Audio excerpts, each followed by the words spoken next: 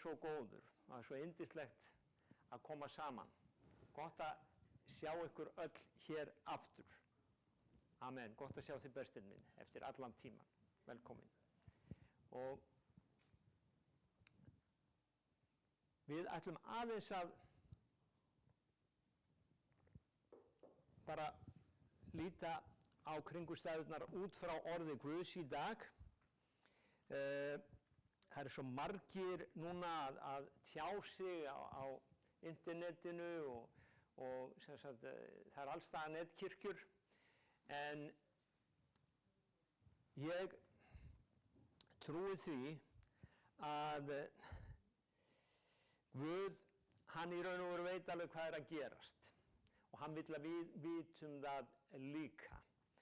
En í upphafi þessa árs þá talaði Guð til mín og hann gaf mér orð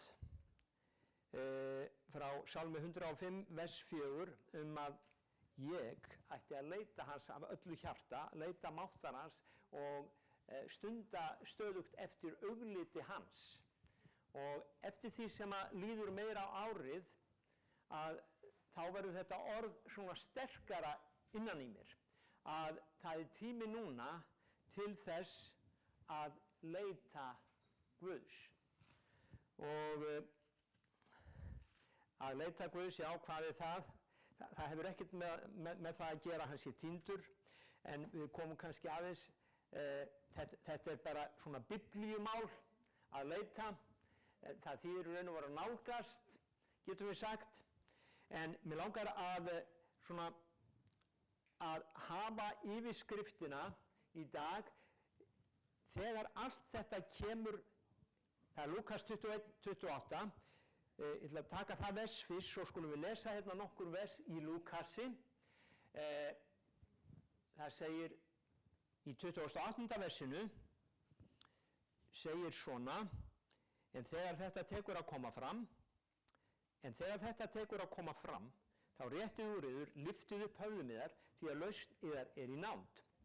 Og þegar allt þetta tekur að koma fram, þá höfum við val. Guð, hann talar inn í líf okkar og hann segir hér að nú er tími til að líta upp, nú er tími til að horfa heim, nú er tími til þess að virkilega nálgast hann. Og hvað er þetta allt sem tekur að koma fram? Við skulum lesa bara hérna aðeins í Lúkas, við skulum lesa fyrst þessa klausu hérna 25-28, þá segir tákn munu verða á sólu, tungli, stjörnum og á jörðu angist þjóða ráðalausra við dunur, hafs og brimgný. Ég hef ekki orðið var við mikil tákn á sólu. Það eru sumir menn sem að tala sólmyrkva og svona rautt tungl og eitthvað svona, en það er ekki eitthvað sem hefur virkilega hrist heimsbyggðina. En hins vegar höfum við upplifað núna fyrir nokkrum árum, þar sem við köllum, er það tsunami eða flóðbylgjur sem komu yfir bæði Japan, yfir Indland, og það er eitthvað sem við höfum upplifað. Við höfum líka upplifað flóð þar sem bara í Englandi og ég held í Ítalíu að við sjáum bara það flæðir og menn eru bara ráðalausir. Og það segir hérna að það verða tákn og angist þjóða ráðalausra við dunur, hafs og brimgný. Menn munu gefa upp öndina af ótta og kvíða fyrir því er koma mun yfir heimsbyggðina, því að kraftar himnanna munu bifast. Og ég er að hugsa, við erum að heyra að tala það núna að kannski óttinn jafnvel drepi suma í staðinn fyrir pestin, að sumir eru svo hræddir að óttinn svona knýr þá til að gera eitthvað og bara að sumir fá bara hjartaslag af ótta. Það segir bara menn munu gefa upp öndina af ótta og kvíða yfir því sem koma skal. Og þetta er Jesús sem er að tala það. En í versinu sem ég lesa á eftir, í versi 9 í sama kafla, þá segir hann, skelfist ekki. Hann gefur okkur þetta ráð að ekki að skelfast. En við skulum lesa þetta: menn munu gefa upp öndina af ótta og kvíða fyrir því sem koma munu yfir heimsbyggðina, því að kraftar himnanna munu bifast. Og þegar við segjum kraftar himnanna munu bifast, ég trúi því að það á líka við, það í Hebreabréfinu, þá segir í 12. kafla að það muni allt bifast sem bifast getur til þess að það standi stöðugt sem stöðugt. Og ég man eftir spámanni sem sagði fyrir mörgum árum: everything that can be shaken will be shaken, so that which is steadfast may remain. Sem þýðir að það orð Guðs sem stöðugt þegar himinn og jörð munu líða undir lok. Og ef við erum með fætur okkar á bjarginu á þessum tímum, að þá höggumst við ekki af því að orðið heldur okkur uppi. Amen. Og svo kemur hérna vers sem segir, ég ætla að lesa aftur þetta: menn munu gefa upp öndina af ótta og kvíða fyrir því koma munu yfir heimsbyggðina, því að kraftar himnanna munu bifast. Allt sem, Guð, hann leyfir bara allt hristi sem getur hrist, af því að hans orð, það sem á bjarginu, mun standa í gegnum allt þetta. Svo kemur vers eins og sem kemur svona inn í þessa sögu, sem þetta vers í raun og veru heima fyrir aftan. Þá munu menn sjá mannssoninn koma í skýi með mætti og mikilli dýrð. Og ég segi að svo kemur versið: þegar þetta tekur fram að koma, þá réttið úr yður, lyftið upp höfðum yðar, því að lausn yðar í nánd. Þegar þetta tekur fram að koma, þetta tekur alltaf að koma fram áður en að menn sjá mannssoninn, áður en þeir sjá hann koma. Og þannig að við skulum lesa hérna aðeins í líka frá versi 7. Þeir spyrja hann: meistari, hvenær verður þetta og hvert mun tákn þess að það sé að koma fram? Hann svaraði: varist að láta leiða yður í villu. Margir munu koma í mínu nafni og segja: það ég. Þannig að tákn tímanna eru 1. falskristar, falsspámenn. Það tákn tímanna sem við lifum á: falskristar, falsspámenn. Og á öðrum stað segir Jesús til þess að leiða afvega jafnvel hérna á útvöldu. Og þá hljóta þessi falsspámenn og falskristar að vera svolítið samfærandi, vegna þess að þeir myndi ekki afvega leiða ef þeir væru augljósir falsspámenn. Þeir eru í sauðaklæðum, sagði Jesús. Jæja, þetta er eitt af táknum tímanna. Síðan segir hann: margir munu koma í mínu nafni og segja það tíminn í nánd, og tíminn í nánd, fylgi þeim ekki. En þegar þér spyrji hernað og upphlaup, þá skelfist ekki. Þá skelfist ekki. Höfum við heyrt hernað og upphlaup? Já. Það er búið að vera bara síðustu, núna, já, eftir, og þá ég ekki að tala heimsstyrjaldirnar, það er búið að vera hernaður út allan heim, núna undanfarin 20 ár. ISIS og Íraksstríðið, og það er alls staðar ófriður, og það er ættbálkastríð, þjóð rís gegn þjóð. En hann segir, þegar ég spyr í hernað og upphlaup, þá skelfist ekki, þetta á undan að fara, en endurinn kemur ekki samstundis. Og ég heyri alls konar endatíma spámenn núna, það allir að tala merki dýrsins og klipp og allt þetta, og ég bara nenni ekki að lesa þetta. Ég vil ekki vera upptekinn af þessu, ég vil vera upptekinn af Jesú Kristi núna. Og ef að merkið kemur, þá kemur það. En ég les í minni Biblíu að það tekur engin merkið nema tilbiðja dýrið. Merkið verður ekkert sem hún færð sent í tölvupósti þú tekur merkið að því þú byrjar að tilbiðja dýrið eða antikrist. Þú getur lesið það í Opinberunarbókinni 13. Og hann segir, skelfist ekki þetta á undan að fara, en endurinn kemur ekki samstundis. Síðan sagði hann: þjóð mun rísa gegn þjóð, ríki gegn ríki, þá það landskjálftar miklir og drepsóttir, og það er það sem við erum að ganga í gegnum núna, drepsótt. Og á undan segir hann: endurinn kemur ekki samstundis þegar allt þetta að gerast. Þannig að það eru ákveðnir hlutir sem ennþá eftir að gerast. Síðan segir hann: þjóð mun rísa gegn þjóð, ríki gegn ríki, Þá það landskjálftar miklir og drepsóttir, hungur á ýmsum stöðum, en ógnir og tákn mikil á himni. Og ég hef ekki séð, allavega ekki ég veit ekki hvort þessar ógnir og þessi tákn á himni, ég hef ekki séð það ennþá, þannig að það hlýtur að vera eitthvað sem á eftir að koma þá, þannig að við erum ekki komin alveg inn í allra þetta sem hann að tala við erum að sjá hluta af þessu. En mitt í öllu þessu, að þá segir hann að það sé, hvernig það? Hann segir í versi 34, hafi gátt af sjálfum yður, að hjörtu að þyngist ekki við svall, drykkju, né áhyggjur þessa lífs, komi svo dagur svo skyndilega yfir eins og snara. Þannig að hann varar okkur við að hafa hjart okkar, hug okkar á réttum stað, að við séum ekki svo upptekin af þessu lífi. Og ég sagði að það tími til þess að 28. versið, já það var það sem hvað þegar þetta tekur að koma fram, þá réttið úr yður. Ensk þýðing segir lítið upp eða lítið heim, tími fyrir heimferð að nálgast. Og Páll, hann segir þetta svona, föðurland vort á himni.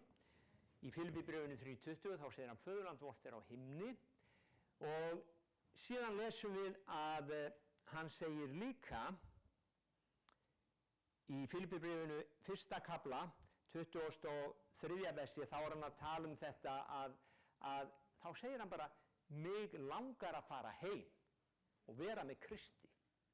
Og það þessi hugsun sem mig langar svolítið að velta upp í dag, þegar við erum að leita Guðs, leita auglýtis hans, að hvað á meiri ítök í okkur, heimalandið eða þetta land sem við erum í raun og veru, við erum gestir og útlendingar.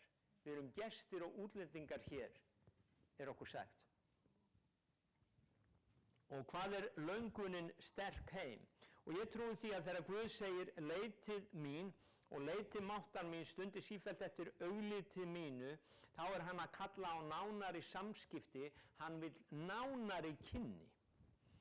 Og það svo margir, kirkjan í dag og kirkjurnar, það svo margir sem það snýst hvað við getum gert. Við viljum gera svo mikið, svo allir vita við erum að gera þetta fyrir Drottinn, en það sem Guð hefur verið að tala til mín að það snýst ekki svo mikið hvað þú getur áorkað fyrir Drottinn. Hann vill kynnast þér, hann vill fá þig nær sér. Það snýst ekki hvað þú getur gert, og sumir segja ég að vinna miklu meir en þú í ríkinu og ég að vinna meiri sálir en þú. Það snýst ekki það. Það snýst það að þú þekkir hann. Hann vill. Marta, hún hafði þennan hugsunarhátt, hún sagði, Jesús, sérðu ekki að, María ekkert að gera og ég að gera allt. Og það snýst það að Guð vill þekkja þig og hann vill að þú þekkir hann, og hann vill líka, það kom svo sterkt við vorum að lofa Guð á föstudaginn, og bara, það kom svo sterkt yfir mig að Guð, hann þráir að deila byrði sinni með okkur. Hann þráir að við höfum þetta hjarta sem hann hefur. Hjarta hans grætur yfir heiminum, en grætur þitt hjarta. Ég var að hlusta á mann og ég fór næstum því að gráta bara. Ég var að hlusta á mann sem hann að biðja núna, hann í bænastríði, hann að biðja 10-12 tíma á dag. Og fyrir hverju hann að biðja? Hann að skipa sér í skarðið gegn COVID. Og hann telur upp fyrir Guð, það dóu svona margir, og hann telur upp hverju voru að deyja þar, og hann skipar sér í skarði og hann segir, Guð, fyrirgefðu okkur og fyrirgefðu mér að við biðjum ekki nóg. Við biðjum ekki nóg. Vegna þess að hann veit að bænin það sá kraftur og það afl sem að virkilega hreyfir hlutina. Og Guð, hann þráir að við höfum þetta hjarta sem hann hefur, vegna þess að hann þráir að grípa inn í, en hann grípur inn í fyrir sína kirkju. Og ég skrifaði hérna, Guð elskar okkur ekki vegna afreksverka okkar. Og það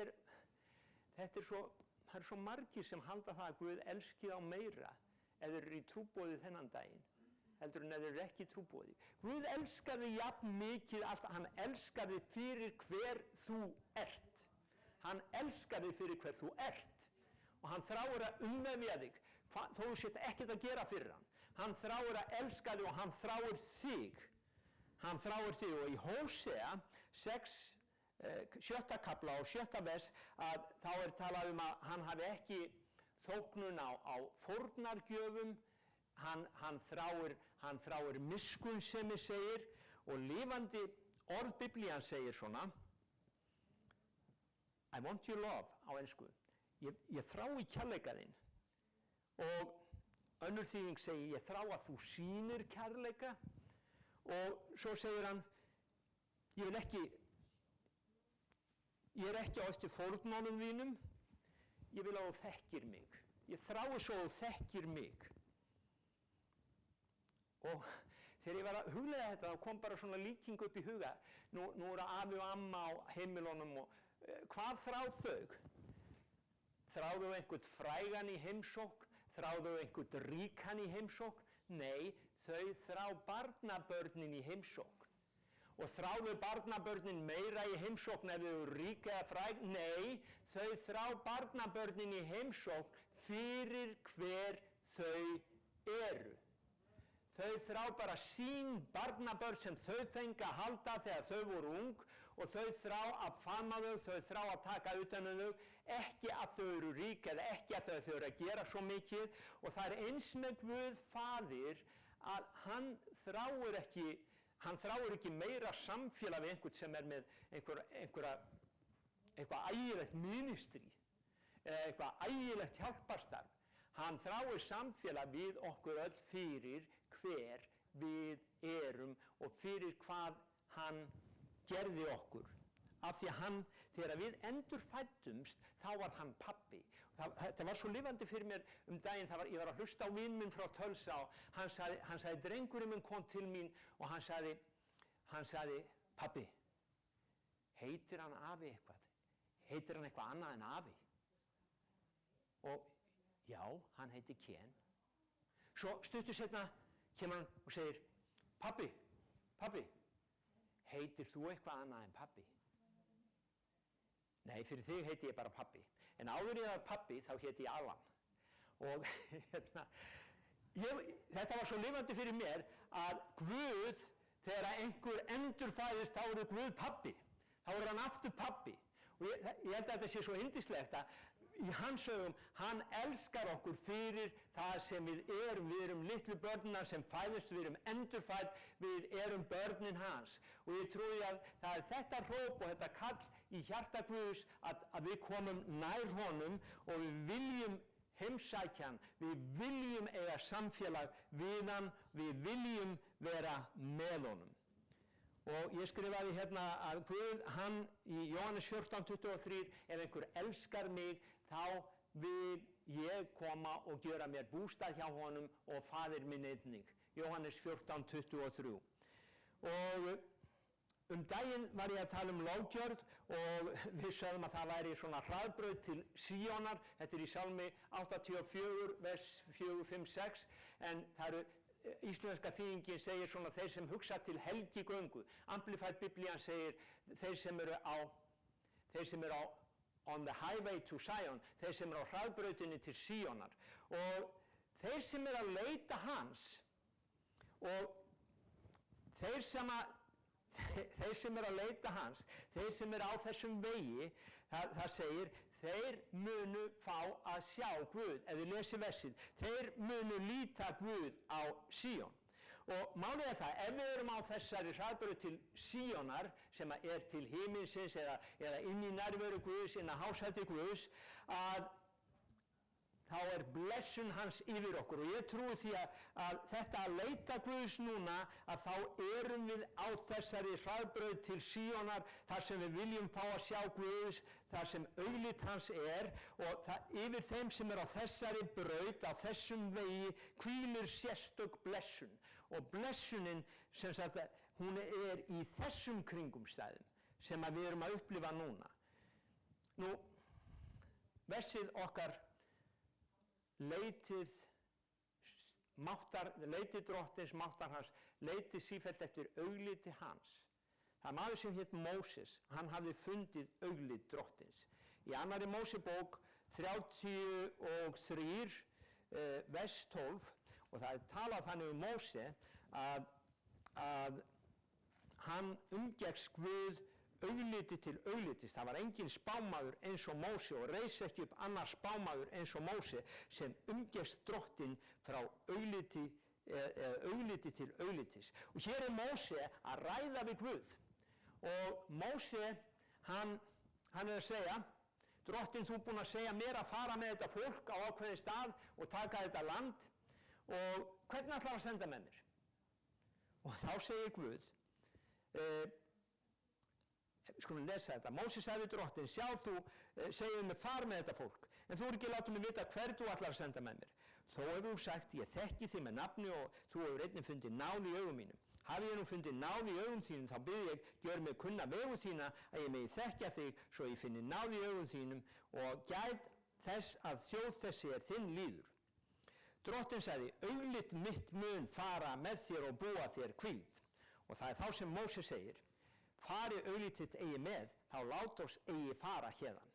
Þannig að Móse, hann var búinn að finna hennar stað að hann var fram fyrir augliti Guðs og hann vildi ekki hreyfa sig neitt, hann vildi ekki gera neitt nema auglit Guðs færi með. Og ég trúi því að þetta eru þeir tímar að við sem kirkja, að það er miklu meira virði að hafa auglit Guðs hér í samfélagi okkar, hafa hans velþóknun heldur en að hlaupa út allan heiminn. Vegna þess að Guð, það er hann sem vill fá að verka í okkur. Og eins og einn góður vinur minn sagði, Guð getur gert meira á 5 mínútum heldur en þú rembist við á 40 árum. Ef hann bara fær að hafa þig allan í 5 mínútur, þá getur hann gert miklu meira. En það snýst samt ekki það. Þetta snýst það að Guð, hann skapaði okkur, hann endurfæddi okkur, hann elskar okkur, við erum fjölskyldan hans. Og við komum aftur að Lúkasar guðspjalli, kallið hljómar, og við lesum í Matteusar guðspjalli miðnætti hvað er hróp. Og þá voru sumar viðbúnar og sumar voru ekki viðbúnar. Í Matteusar guðspjalli 25, sagan meyjarnar, það hvað er hróp. Og ég trúi því að þegar allt þetta tekur að koma fram, að það er svona eins og hróp fyrir okkur að hvert viljum við stefna? Ætlum við að leita Guðs? Ætlum við að láta fortíðina sigur okkur? Ætlum við að stíga áfram?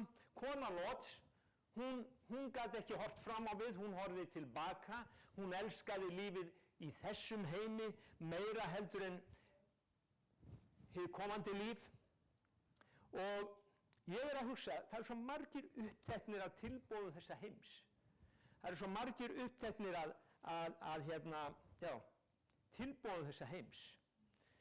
Og ég verð að miðla á föstudaginn með ykkur hann Willi Hansen.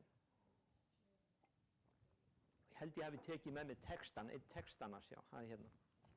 Hann gerði svo mörg lög og hann var alltaf með hugan hjá drottni og eilífðinni og eitt af þessum lögum sem hann gerði, það var svona, there are people, they go to church on Sundays, they sing a few songs, then a few people pray. When the word has been spoken, they walk out the door, their minds occupied with what the world has in store. Og þetta særði hjarta hans, þetta var bara ungur strákur, 17-18 ára þegar hann gerir þetta lag. Svo kemur næsti texti, kórinn er No time for Jesus, no time for Jesus. Svo kemur næsti texti, there's a new day dawning, and the sun starts to rise. Birds starts their singing, a new born baby cries, and the man starts his planning of the future ahead. Forgets about his maker, does what he wants instead. Þetta snertir ennþá í mér að svo margir sem eru svo uppteknir af af öllu þessu, þeir hafa ekki tíma fyrir Drottin. Engin, kórinn, no time for Jesus, no time on life's way, no time for Jesus, too busy today. Það á morgun sem við ætlum að hafa tíma. Þannig að þetta kall Drottins, þegar allt þetta kemur fram að koma, þá tími til að leita hans, trúi ég. Ég trúi því að það sé orð Drottins til okkar, að við leitum hans og máttar hans stundum sífellt eftir augliti hans, sem þýðir að við erum að keppa eftir á hverjum degi að kynnast honum betur. Við viljum kynnast honum betur og betur. Við viljum þekkja hann fyrir hver hann er. Jesaja 30:18, þar lesum við að Drottinn bíður þess að geta miskunnað okkur. Hann bíður þess að geta miskunnað okkur. Hann bíður. Hann bíður.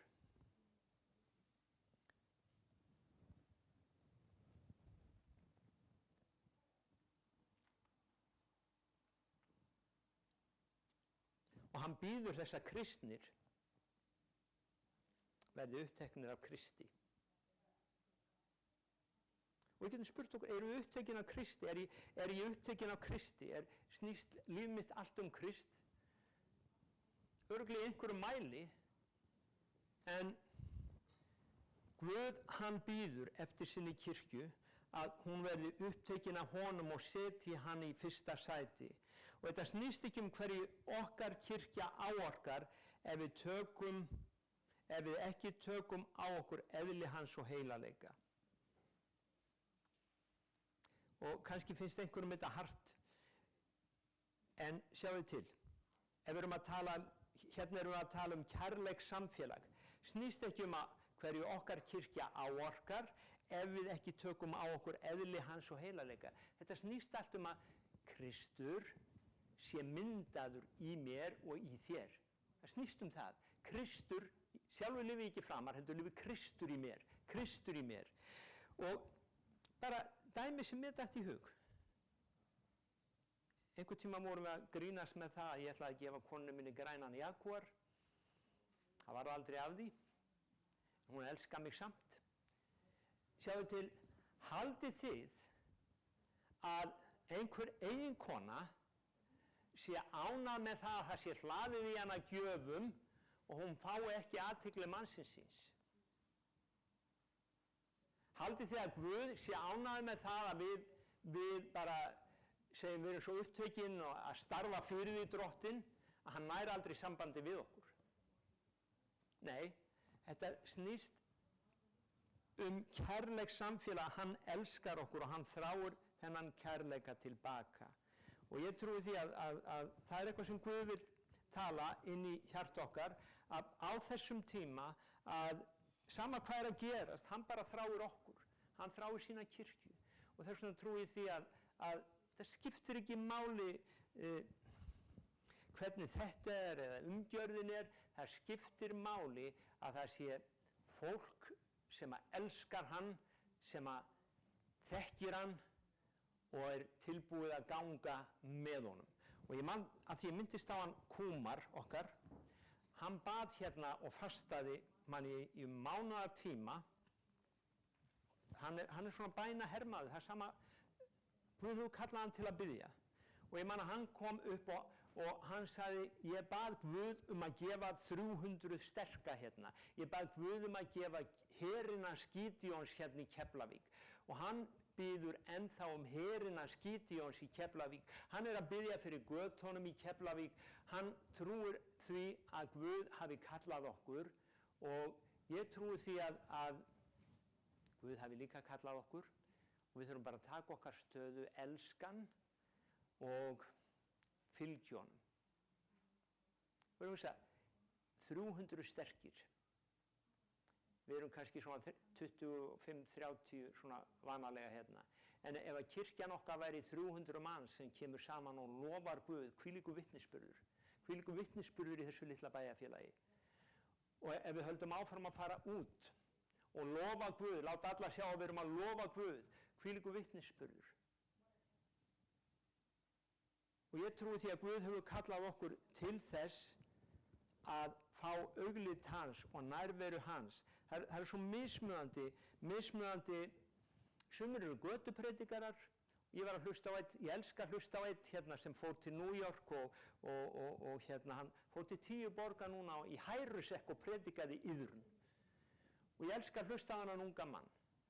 Hann sagði, hann var að tala til okkar í gær, hann setur svona, einn af þeim sem setur lítil myndbönd og sagði, það er ekki endilega allir kallaði til að vera götupredikarar en við erum öll kölluð til að bera honum vitni þar sem við erum. Og ef við elskum hann, þá gerist þetta sjálfkrafa. Það gerist sjálfkrafa, fólk sér það að við elskum hann. Þannig að það er það sem að mig langar að segja við okkur í dag, að þegar við sjáum allt þetta koma fram, leitum hans, ekki bara halda áfram að láta allt reka á reiðanum, heldur leitum auglitis hans. Og við erum misjafnlega, ég elska að biðja, en ég er ekki eins og kúmar að geta verið á hnjánum í 12 tíma og Guð er ekki endilega að kalla alla til þess. En ég bið fyrir kúmari, ég stend með honum. Og það er eins með þennan götupredikara, ég er ekki endilega kallaður til að vera hann. En ég bið fyrir honum, ég stend með honum, þannig erum við líkami. Og við erum öll, sem sagt, eigum hlutdeild í því sem Guð gerir. Amen. Segi bara takk Jesús fyrir þennan yndislega dag og takk fyrir það að þú ert að snúa landin okkar við. Takk að þér fyrir það, Faðir Guð, að við drottin erum hér og við skipum okkur í skarðið gegn þessari veiru. Drottin í Jesú heilaga blessaða nafni, við helgum þér bæjarfélagið okkar, við helgum þér samfélagið okkar, við helgum þér drottin landið okkar og við biðjum drottin að þjóðin megi gera iðrun, að þjóðin fá að sjá augliti Jesú. Og þakka þér fyrir að þú gefur okkur djörfung leið og þú opnar dyrnar fyrir fagnaðarerindið, þá gefur okkur djörfung til að ganga inn þær og út þær og boða orð þitt, drottin, með þínum heilags anda krafti. Amen. Og drottin, ég bara bið þig að blessa og snerta einn og sérhvert hér inni. Þakka þér fyrir að þú ert Jehóva Rafa, þú ert læknirinn okkar. Ef einhver þarf lækningu þá er lækningin hér. Þú tekur bara við henni í Jesú nafni fyrir trú. Amen. Og við þökkum fyrir að þú snertir við okkur. Ef einhver þarf uppörfun, þá er uppörfunin hér í heilugum anda. Hann elskar þig. Hann elskar þig. Hann var pabbi þegar þú endurfæddist. Hann vill að þú vitir það og munið að hann var pabbi þegar þú endurfæddist og hann elskar þig og hugsa sérstaklega þig. Halleluja. Takk Faðir fyrir að þú snertir við einum og sérhverjum. Amen. Amen.